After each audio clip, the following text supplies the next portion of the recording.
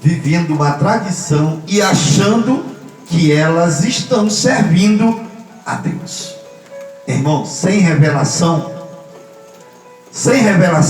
das Escrituras, nós não podemos servir a Deus. Nós não podemos. Por quê? Como eu já disse aos irmãos, o Espírito e a verdade, eles têm que estarem juntos na adoração. Então, eu disse a ela, por que o mensageiro desta era, por que o profeta desta era foi um dos maiores profetas? Não foi por causa dos milagres. Sabe por causa de que foi? Porque ele veio para revelar para nós todas as coisas. Tudo aquilo que estava nas Escrituras, ele veio para revelar para nós. Porque o que é o sétimo anjo? O sétimo anjo, a voz do sétimo anjo é o anjo celeste, é o próprio Cristo que desce, que vem, e ele habita em um homem, e ele veio para nos revelar estas coisas, todos esses mistérios que nós não entendíamos, e tudo isso estava ali nas Escrituras, claramente. Hoje, para nós, a gente diz assim, claramente, mas não estava tão claro para nós, até que isso fosse revelado para nós. Quantos de nós não lemos a Bíblia e passamos ali pelo batismo em nome de Jesus Cristo, e nós não vimos aquilo? Aquilo estava escondido para nós. E a palavra de Deus se cumpre. Ele disse que ele escondeu essas coisas dos sábios entendidos e revelou aos pequeninos, aos simples, aqueles que não têm sabedoria nenhuma, aqueles que não têm uma faculdade, aqueles que não foram para a escola de teologia, né? Ontem eu vi um irmão pregando, denominação, ele dizendo, irmãos, nós vamos para os seminários e ali nós aprendemos e trazemos para vocês. Olha só, irmãos, nós não precisamos de nada que o homem traga para nós. O que vai satisfazer a gente é aquilo que Deus traz, aquilo que Deus nos dá, é aquilo que Ele mesmo revela ao nosso coração. Nós é que precisamos ter essa experiência com Deus. Os homens estão achando, eles estão tendo experiências com os seus seminários e achando que aquilo está bem, que aquilo é suficiente para eles. Eu não quero nada disso que o mundo tem, porque o homem nunca irá conhecer a Deus pela sua sabedoria, pelo seu intelecto, sabe, pelo estudo. Não é. Deus precisa se revelar para nós. Ele precisa. E a revelação é um novo nascimento. Quando você começa a conhecer estas coisas, as coisas vão sendo reveladas para você. Isso é um novo nascimento para você. Porque você vai saindo de uma situação onde você achava que compreendia alguma coisa e que na realidade você não compreendia nada. E você vai se deparar, vai se ver igual Paulo. Quem era Paulo? Doutor da lei, um erudito, um homem muito sábio que havia aprendido aos pés de Gamaliel. E aquele homem era tão zeloso pela lei, sabe? Pela lei, ao ponto de até mesmo perseguir as pessoas e consentir na morte, e até mesmo matar pessoas, por causa da sua religiosidade.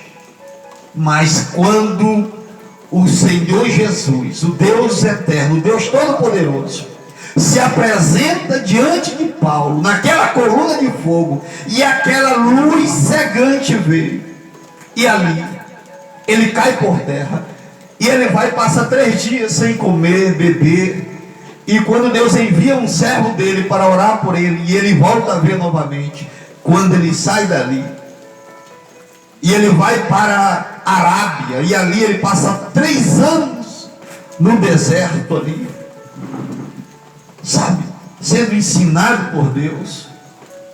E quando ele chega a um certo ponto, ele diz assim: tudo isso que eu conhecia, eu repudo, eu vou deixar isso para lá, porque isso para mim não vale de nada. Aquilo que eu conhecia, que eu achava que conhecia, não me levou a experiência nenhuma com Deus eterno. E é o que tem acontecido hoje. As pessoas têm realmente buscado sabedoria dos homens e têm rejeitado o conhecimento de Deus. Sabe? Tem rejeitado o conhecimento de Deus. Às vezes o homem toma conselho com outro homem, mas não toma conselho com Deus. Às vezes um homem consulta um outro homem, mas ele não consulta a Deus a respeito daquilo e disto e daquilo outro. Ele não se achega a Deus, e aí, ao invés, ele acha que ele está sendo instruído, e ali cada dia ele vai ficando mais cego, mais cego, mais cego, até o ponto em que ele não consegue ver mais nada. Sabe? Então, irmãos, então o profeta desta era, ele veio para nos revelar todas as coisas, e nos revelou. Ele veio para dizer que o batismo em nome de Jesus, ele veio para dizer que não existe, que não tem uma trindade, que Deus é único, e que esse Deus ele tem um filho, e que através desse filho ele criou as coisas, ele redimiu a sua noiva através desse filho, do sacrifício desse filho. Sabe? Tudo que ele fez, tudo que ele faz através desse filho. Tudo que Deus era, foi colocado em Jesus Cristo, e tudo que a igreja é hoje, tudo que a igreja é, Jesus colocou na igreja. Sabe? Porque a igreja ela não é nada sem a presença de Jesus, sem o Espírito Santo no meio dela. Nós não podemos de maneira alguma unir os corações das pessoas, levar as pessoas a terem uma unidade, se não for por meio do Espírito Santo de Deus. Então por isso que eu digo que os programas dos homens nunca levarão as pessoas a um coração, e o profeta falou isso. Nunca um programa de homem levará as pessoas a unir um coração com o outro, a serem unânimes, sabe? Nunca. Somente o Espírito Santo. Somente o Espírito Santo. Ou do lado do hino, no máximo. Somente o Espírito Santo. Então, quando o Espírito Santo ele está na igreja, aí tem essa unidade, tem essa união. Por quê? Porque nós somos membros uns dos outros, sabe? Nós fomos unidos por um Espírito, e é por isso que eu digo, e o profeta falou isso também, que as pessoas elas não podem se unir à igreja, elas têm que nascer de novo. As pessoas trocaram um novo nascimento por um aperto de mão. Você sabia disso? Pela paz do Senhor. Não estou dizendo que não é para dar paz do Senhor, mas eles trocaram o novo nascimento por um aperto de mão. Eles trocaram o novo nascimento por um cartão de membro. Não, eu faço parte denominação, né? Lá nós temos um vocal muito grande, lá nós temos um grupo de coreografia, lá nós temos isto e aquilo outro, mas aquilo não levará as pessoas a se aproximarem de Deus. Elas precisam passar, elas precisam nascer de novo. Alguém uma vez perguntou para o profeta, o William Branham perguntou: a que denominação você pertence? Ele disse: eu não pertenço a nenhuma eu não pertenço. E ele disse: como é isso? E ele disse: eu pertenço a um reino. E nós não pertencemos a nenhuma denominação, nós pertencemos a um reino. E ninguém se une a esse reino. Nós precisamos nascer nesse reino. Sabe? Então olha só. Então uma igreja sem doutrina é como uma medusa, não tem espinha dorsal. Assim podemos ver por estas declarações que a doutrina é a espinha dorsal essencial da igreja. E a única característica real que manifesta se uma pessoa é chamada por Deus ou não, é, portanto, a única característica real que manifesta as origens do ministério, seja da parte de Deus ou de Satanás. Ambos, Martinho Lutero e William Branham, acreditavam que o elemento essencial da fé em Cristo é o ensinamento doutrinário das Escrituras. Você não vê mais as pessoas ensinando as Escrituras hoje, sabe? Você vai, as pessoas estão sedentas, estão com fome, com sede. Vocês sabem por quê que elas estão sedentas? Alguém pensa que o tempo de sede pela palavra de Deus e de fome pela palavra de Deus ainda vai vir? Nós estamos vivendo hoje, nós estamos vivendo esses dias de fome, de sede, onde as pessoas vão para ouvir a palavra, mas elas não saem dali. Elas saem dali da mesma forma, porque elas chegam ali e elas não ouvem a palavra, porque não estão pregando mais a palavra de Deus. Estão pregando hoje costumes, credos. Trocaram a palavra por estas coisas. Aí as pessoas vão para lá, dão suas ofertas, seus dízimos, mas elas chegam em casa do mesmo jeito, vazia. E ela, para preencher isso dentro delas, elas buscam satisfação, é outra coisa.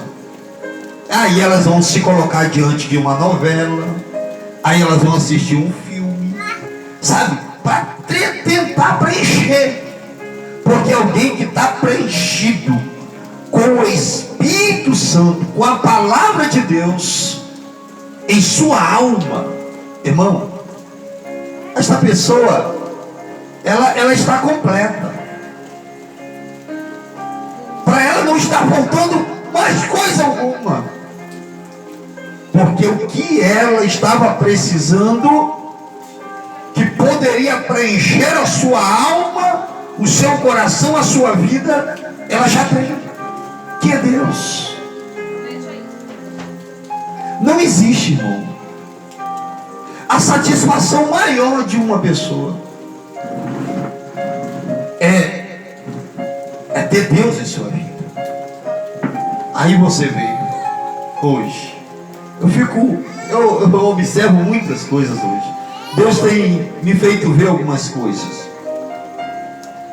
Então, as pessoas hoje estão vivendo, vão para os cultos, sentem uma emoçãozinha e elas saem dali, mas aquilo não é o suficiente. Aquilo não tira elas da vida imunda que elas estão vivendo, da vida suja que elas estão vivendo. Não tira. Somente a palavra de Deus em nós é que pode nos tirar. E o Senhor Jesus, ele diz: conhecereis a verdade, e a verdade vos libertará. Então, assim como tem a doutrina de Deus, tem a doutrina do diabo, tem a doutrina dos homens. E hoje você está vivendo uma era onde a doutrina do diabo e a doutrina dos homens estão aí. Estão aí. Estão aí. Nós estamos vendo aí, os pregadores de hoje são verdadeiros saqueadores de pessoas. Quando eles vão para um trabalho que é grande, eles vão para saquear as pessoas, para tirar o último que as pessoas têm. Mas elas não oferecem nada às pessoas. Por quê? Você só pode oferecer algo que você tem. Você não pode dar o que você não tem. Se você não tem vida em você, você não pode oferecer vida às pessoas. E a vida que precisa estar em nós é o Espírito Santo, é o eterno, é a eternidade. E quando o Espírito Santo está em você, aí você tem como oferecer algo para alguém. E aquilo vai ajudar aquela pessoa, aquilo vai satisfazer aquela pessoa. O cristianismo para Lutero era uma religião dogmática, ou não era nada. Tire a doutrina e você tira o cristianismo. A doutrina sozinha separa o cristianismo de todas as outras religiões do mundo. Todas as religiões do mundo, pagão e o falso cristianismo, são baseados somente em boas obras. A religião hoje é uma religião de boas obras. Elas precisam estar fazendo alguma coisa. Elas precisam fazer alguma coisa. Por quê? É só o que elas podem fazer, é obras. E nós não somos salvos por obras. Nós fazemos obras porque nós somos salvos. Mas nunca faça obras para buscar o favor de Deus, como muita gente faz hoje. Como muita gente faz hoje. Então, é importante falar isso aqui aos amados irmãos. Olha só. Olha os muçulmanos. Os muçulmanos acreditam que as boas obras ou ações irão merecer o favor com seu Deus e assegurar-lhe o seu lugar no céu. Isso aqui é os muçulmanos. Os judeus acreditam que as boas obras e ações irão merecer o favor com seu Deus e assegurar-lhe o seu lugar no céu. Os budistas acreditam que as boas obras e ações irão merecer-lhe graça com o seu eu interior e irá merecer-lhe um lugar de algum tipo depois da vida. Os hindus, em todos os seus diferentes paladares, acreditam que as boas obras irão merecer o karma favorável e vai permitir que ele volte em um estado superior de consciência ou de uma forma de vida superior. Em todas as diferentes religiões que compõem a maior parte da população mundial, as boas obras é o tema de destaque de sua religião. Isso é o que eles enfatizam mais. As religiões do mundo enfatizam o que o homem pode fazer para Deus, em vez de o que Deus fez para o homem. Portanto, sua ênfase é em se mesmo em não em Deus. Então, o que nós devemos observar? O mundo religioso sempre enfatiza o que o homem pode fazer para Deus. O que o homem pode fazer para Deus. Ele nunca leva em conta o que Deus fez por ele. Sabe? As pessoas não param para ver o que Deus fez e continua fazendo. Mas sempre ele quer colocar adiante, quer colocar a ênfase em si mesmo. Sabe? Naquilo que ele está desenvolvendo, naquilo que ele está fazendo. E sempre que o homem ele faz obras, sempre ele quer aplauso, ele quer ser visto, ele quer ser olhado, ele quer ser elogiado. É assim,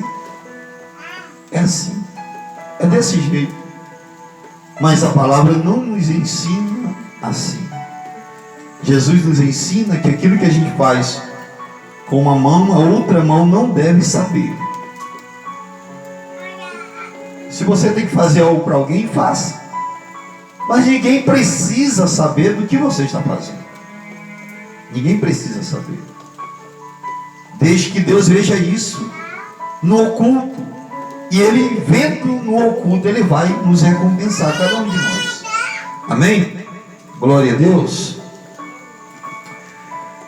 Somente o verdadeiro cristianismo desenfatiza as obras e coloca ênfase na doutrina de Cristo como elemento essencial em nosso relacionamento com Deus. Portanto, qualquer forma de cristianismo que não enfatiza a doutrina de Cristo não tem Deus, como o apóstolo João advertiu-nos nas Escrituras.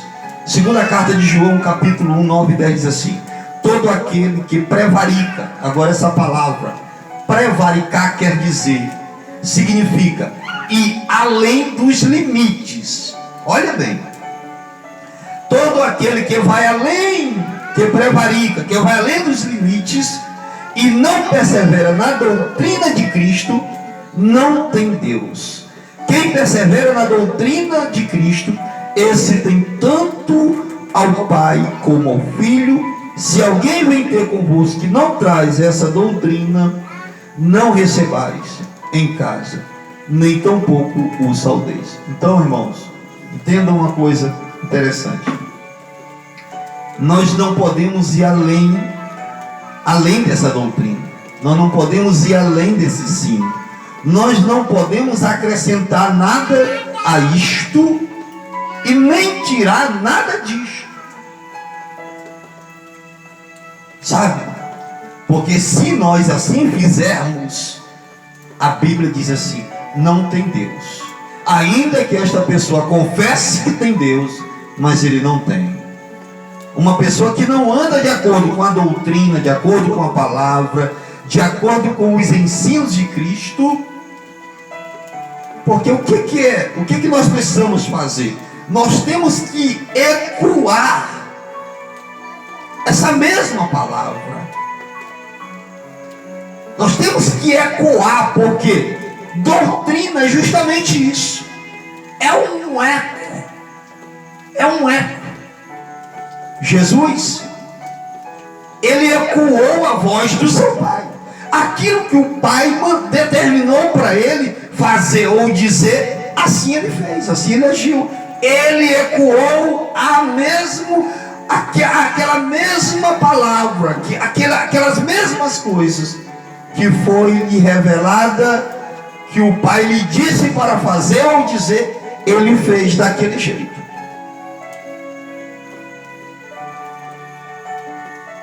Sabe? Daquele mesmo jeito. E os apóstolos seguiram esse mesmo exemplo de Jesus. Os apóstolos não falaram nada daquilo que Jesus não falou. Eles ecoaram a mesma doutrina, o mesmo ensino, sabe? E isso é maravilhoso. E nós estamos aqui hoje também ecoando essa mesma doutrina, trazendo esse mesmo ensino, essa mesma palavra, sem acrescentar nada a ela, sem tirar nada dela. Porque é assim que nós temos que fazer. E o livro de Apocalipse, ele começa com uma bênção: bem-aventurado aqueles que ouvem, aqueles que leem. E no final de Apocalipse, maldição sobre aqueles que viessem acrescentar alguma coisa a esta palavra. Alguém que prega um evangelho diferente do de Paulo, do que Paulo pregou, alguém que ensina uma palavra que não ecoa a mesma voz dos apóstolos, é maldição. Aquilo não tem vida, aquilo não vai produzir nada em nenhuma pessoa. Aquilo só vai produzir morte. Porque é morte. Porque que Eva mergulhou toda a humanidade nessa escuridão que nós vivemos hoje. Que foi? Porque ela descreu de uma palavra. Agora, é interessante a Bíblia, é algo maravilhoso. Gênesis mostra isso para nós, o primeiro livro da Bíblia. E o último livro da Bíblia mostra exatamente esta mesma coisa. Porque Eva tomou aquela palavra e ali a serpente, aquele animal, Satanás ali, usando aquele animal, aquela serpente, aquela besta, porque não era um réptil, ele era um réptil, era uma besta, ele ainda não era um réptil, ele era uma besta.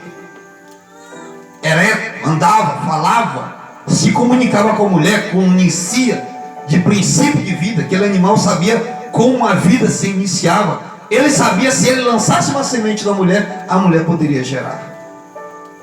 Porque ele era bem parecido, tão biologicamente como fisiologicamente, com o ser humano. E a ciência procura esse elo perdido hoje, mas eles nunca vão encontrar, porque Deus deu um basta naquilo ali. Então, no começo da Bíblia nós vemos a humanidade sendo mergulhada no pecado e na morte por causa de uma palavra que a mulher descreveu. Em Apocalipse a mesma coisa. Nós vemos que serão malditos aqueles que não creem, aqueles que não recebem, aqueles que acrescentam, aqueles que modificam a verdade de Deus, acrescentam alguma coisa. Você vai dizer, você prega a palavra na sua essência, na sua totalidade, você leva para as pessoas, mas elas não creem. Por quê? Porque essa palavra é para os eleitos. Deus tem um povo eleito nesta terra, e esse povo crê em toda a palavra. Ele larga tudo por esta palavra. Ele não quer saber se ele tem um nome, ele não quer saber se ele tem muita gente do seu lado, ele não quer saber nada disso. Ele quer servir a Deus, ele quer honrar a Deus, ele quer que Deus seja glorificado, exaltado. Ele quer que a palavra de Deus seja manifesta. E nós precisamos ecoar essa mesma palavra sempre, sempre. E meus amados irmãos, nós vemos aqui que João, ele diz que nós não devemos prevaricar e além dos limites. E nós temos mais muita coisa.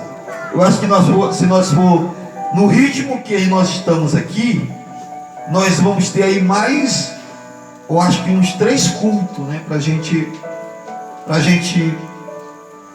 passar mais coisas para os irmãos. Amém? Então nós já estamos chegando ao término do trabalho. Glória a Deus. Eu queria pedir aos irmãos para a gente ficar de pé, para a gente agradecer a Deus. Aleluia.